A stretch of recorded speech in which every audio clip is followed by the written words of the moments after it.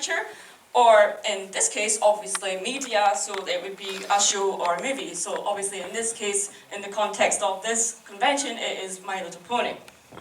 Duh. So, okay, so next one is basically what I've just said, just summarising that up. So in other words, it's when someone gives a summary that tells you if something is worth your time watching or not. So of course, being a reviewer like myself, it means you have to watch the bad stuff as well as the good stuff, while also remain professional and not always go after the easy targets. In other words, not always go after deliberately bad movies like, for example, Food Fight, or, you know, I heard someone go, oh, God. Yeah.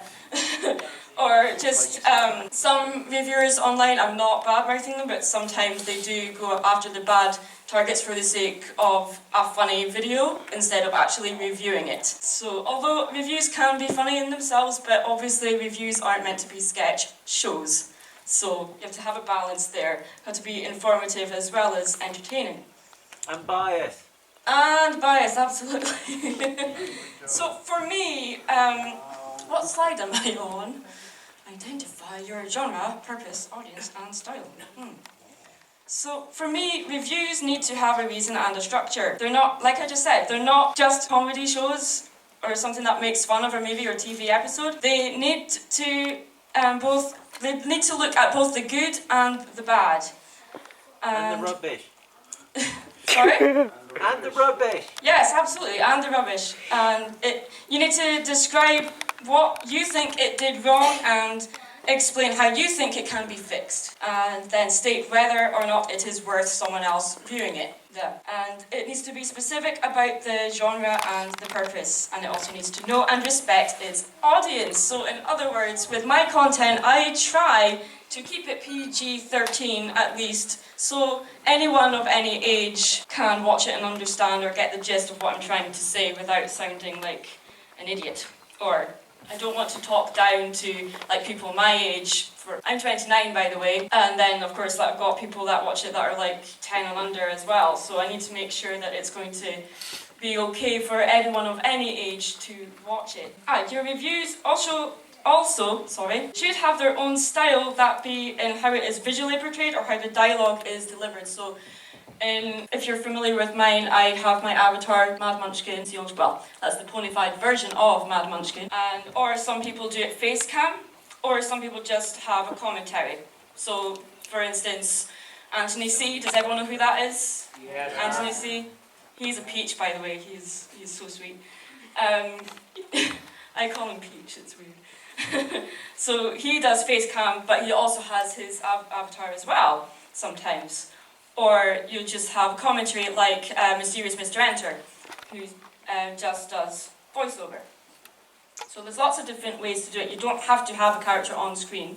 There are other ways of doing it. Now just give me a second, going to page 2. I'm doing well, aren't I? Tell me I am. Yes, we last. Thank Oh, you last very week. much.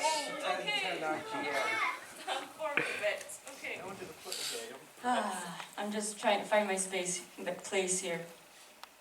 Yeah, all reviews have specific things they look at, and you make sure that you're committed in your head and your heart to what you want to do. And even if that means starting out using Movie Maker, and I'm not kidding, because that's how I started out. I just used a program like that.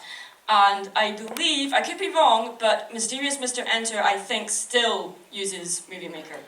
And I can't remember how many subs he's got. I think it's about 200, maybe 300 subs. So, just goes to show the program doesn't make the review, the person behind it does.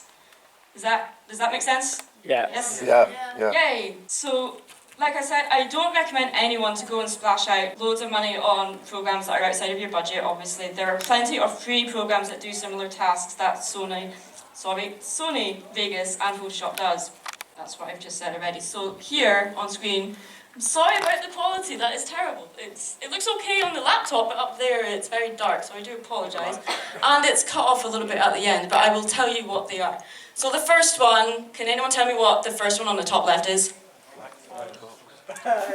Yeah, sorry. If it was clearer, that is actually Photoshop. And that's... Yeah, I do apologise, it's not my fault why it's like that. We didn't have a chance to check the screen was alright. Yeah, the first one is Photoshop. That's what I use to draw most of my artwork now, and it's also what I use to make the PNGs, which are the character pictures that I use in my videos.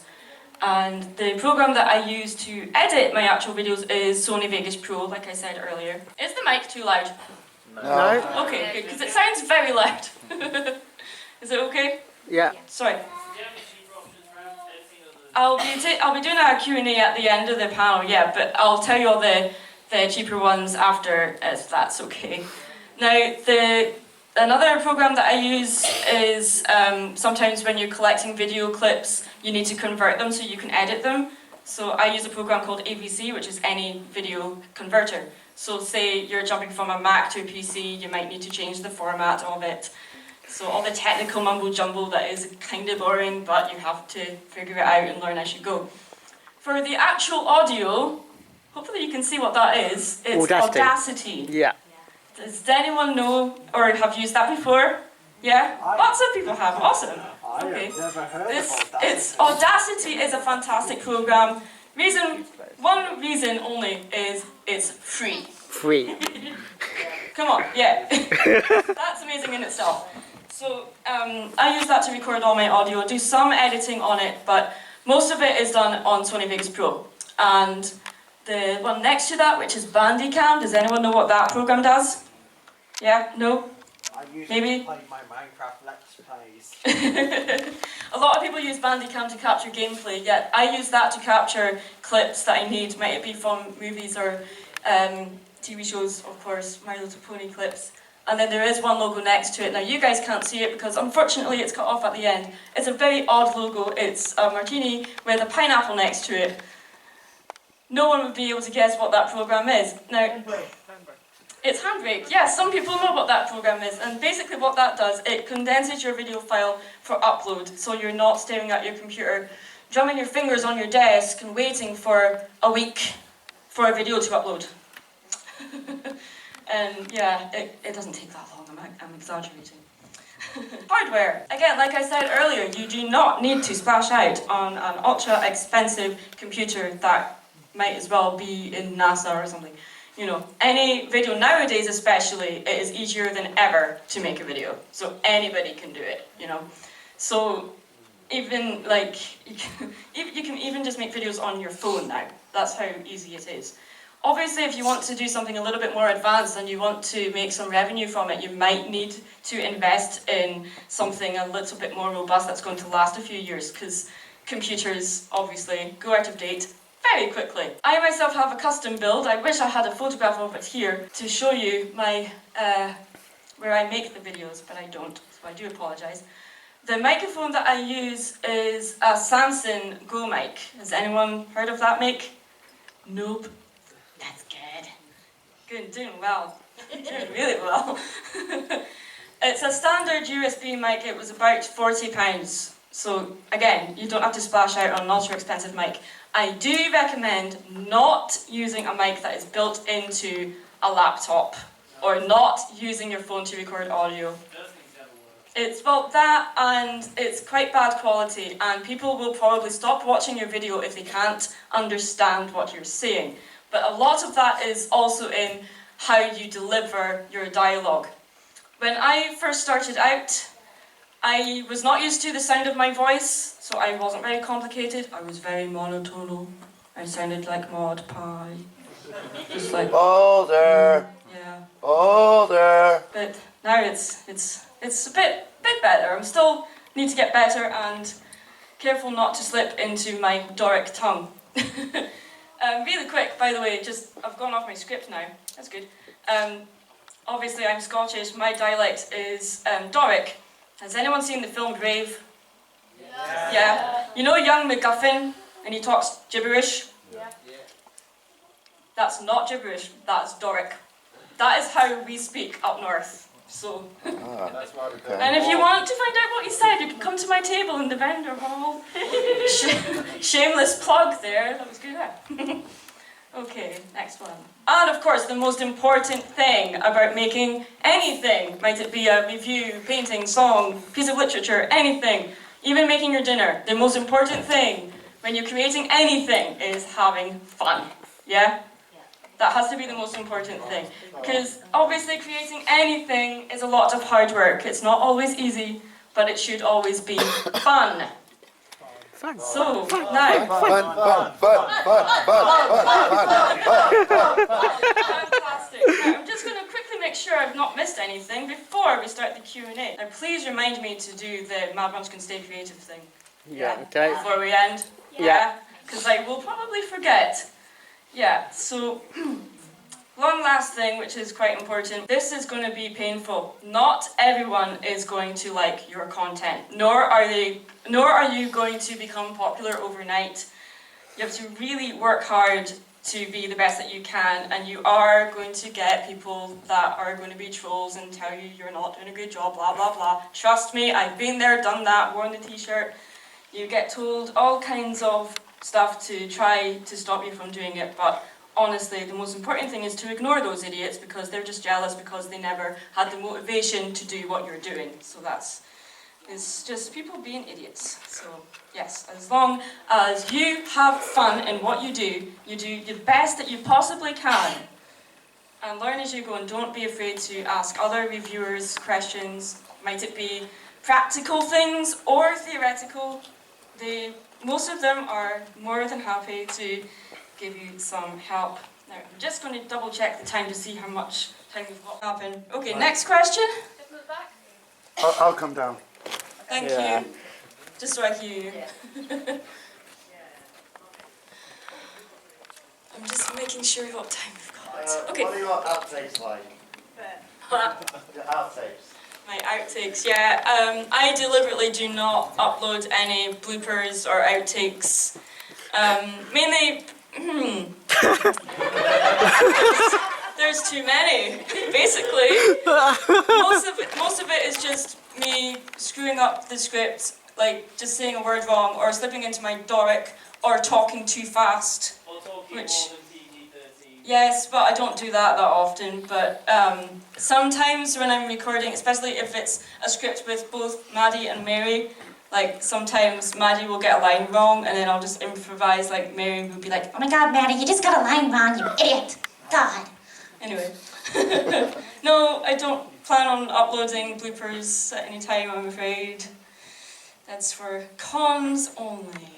For you guys to see. Anyway, next question. Two parts of your business, the actual commission for the art and selling art, and the actual video side. Do you find that they complement each other and advertise each other, or do sometimes they conflict with each other? I have to be honest with you, that it does conflict sometimes, like, because although they are related, I tend to favour one over the other, which is why sometimes I go a few weeks or even a month without uploading video, because obviously the artwork is what pays my bills, so I have to focus on that.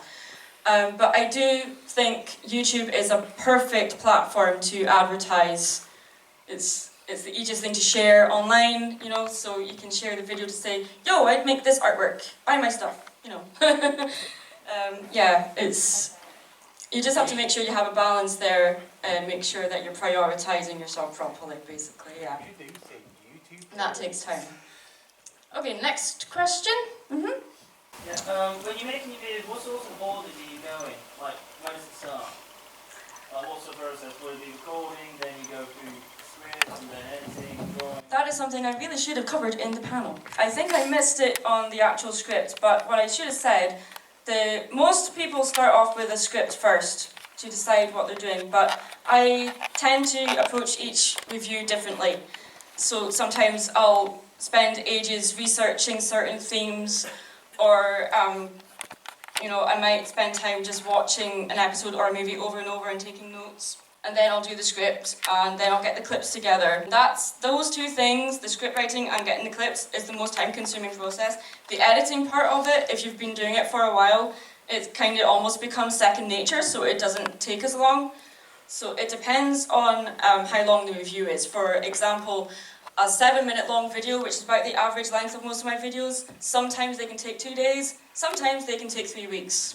it depends on what your workload is already like, and if sometimes the script is there, sometimes it's not, and you have to really, really work at it to get it out there. And also how much you miss Pinkie Pie. Sorry? Also, if you miss Pinkie Pie a lot. Yeah. No, next question? Yep. Out of viewers that you haven't worked with, which one would you like to work with? Sorry, say that again? Out of the viewers that you haven't worked with in the past, which one would you like to work with?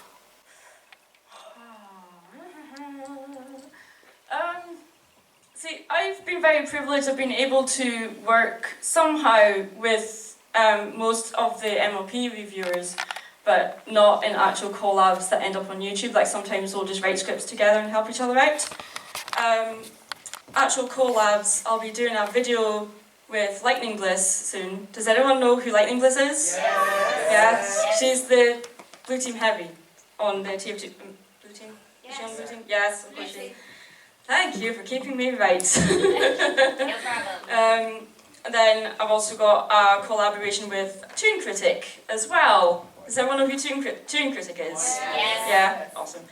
Yeah, I've kind of worked with the reviewers of the MLP fandom anyway that I want to work with. I've worked with Dr. Wolf a lot, and Silver Quill, Anthony C. The next ones I really want to work with is Keyframe. I really want to work with her. Yeah. Do you guys know who Keyframe is? Yes. Yes. Just making sure. Ellie, Aura, most of the people that are in the TF2 series actually, just want to work with them.